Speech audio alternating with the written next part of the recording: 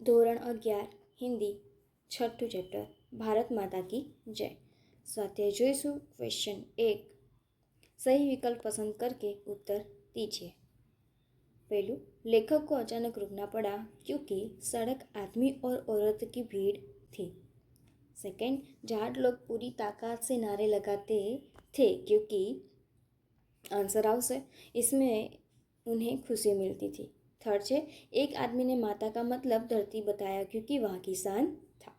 Fourth, Bhole Bhole चेहरों पर प्रकाश की रेखा दिखाती थी क्योंकि यह ज्ञान उनके लिए विचित्र था। क्वेश्चन 2, एक एक वाक्य में उत्तर दीजिए। फर्स्ट, लेखक तेजी से दिल्ली क्यों पहुंचना चाहते थे? लेखक तेजी से दिल्ली पहुंचना चाहते थे क्योंकि वहां पहुंचकर उन्हें गाड़ी पकड़नी थी। सेकंड, रात के अंधेरे में कुछ लोगों के हाथों में क्या था? रात के अंधेरे में कुछ लोगों के हाथ में मसाले थी।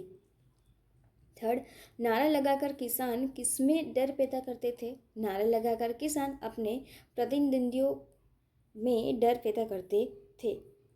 चौथों, महादेश हिंदुस्तान सबके लिए क्या है? महादेश हिंदुस्तान सबके लिए भारत माता है।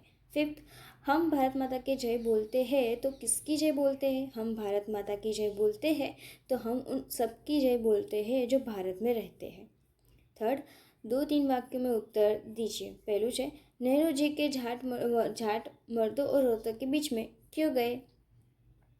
जाट औरत मर्द के बीच सड़क पर बैठे हुए दोपहर से नेहरू जी के आने का इंतजार कर रहे थे।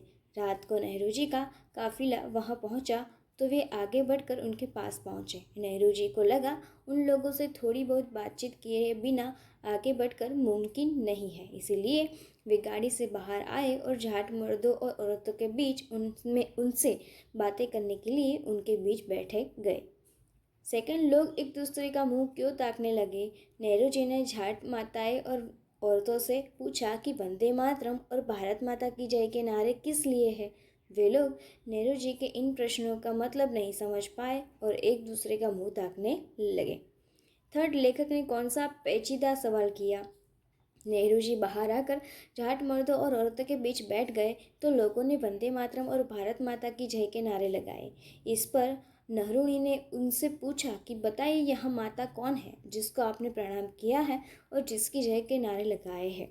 लोगों के लिए यह पेचीदा सवाल था। फोर्थ, भारत कहाँ से कहाँ तक फैला है? भारत उत्तर में कश्मीर से लेकर दक्षिण में कन्याकुमारी तक और पश्चिम में गुजरात से लेकर पूर्व में अरुणाचल प्रदेश तक फैला है। इसमें पंजाब, बंगाल, मुंबई, चेन्नई मतलब कि मद्रास आदि सब शामिल है।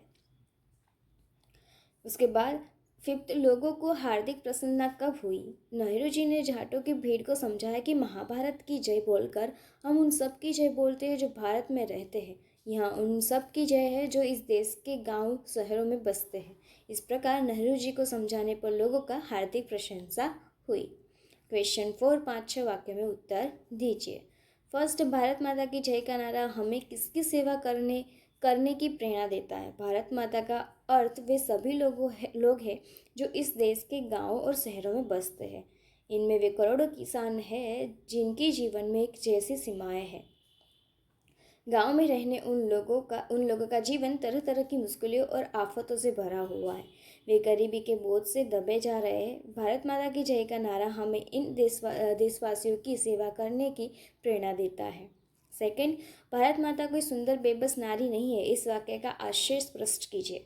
तो कुछ चित्रों कैलेंडरों में भारत माता को एक महिला के रूप में दिखाया जाता है। जब देश पराधीन था तब भारत माता को एक बेबस नारी के रूप में दिखाया जाता था। वास्तव में भारत माता तो हमारे देश की वह विशाल जनता है जो भारत के गांवों और शहरों में रहती है। देश के करोड़ों गरीब किसान और मजदूर भारत माता के रूप में है। इनमें इनके सुख दुख गरीबी अमीरी भारत माता के सुख दुख गरीबी अमीरी दर्शाते हैं। इनके जीवन की दशा ही भारत माता का स्वरूप है। क्वेश्चन 5, समास विग्रह करके समास के नाम बताइए। तो पहलू है भारत माता, भारत रूपी माता कर्मधारय समास। सेकंड, हिमालय, हिम के लिए आलय तत्पुरुष समास। थर्ड, महादेश, महान देश कर्मधारय समास। फोर्थ, यथाशक्ति तो शक्ति के अनुसार अवयवी भाव्य समास। 6, प्रत्यय अलग कीजिए। फर्स्ट, बढ़कर कर। સેકન્ડ ચાહને વાલી તો વાલી, થર્ડ નારીત્વ ત્વ, ફોર્થ પ્રશંસતા તો આવશે તા. ઓકે. એની ફિફ્થ છે હાર્દિક તો ઇક. ક્વેશ્ચન 7 ઉપસર્ગ અલગ કીજીએ તો પહેલું છે અસહાય તો અ, બીજું પેપર્સ તો પે, ત્રીજું અનુપસ્થિત તો અન, ચોથું આજીવન તો આ. અને આજ સાથે હિન્દીમાં આપણું ચેપ્ટર પૂરું થાય છે.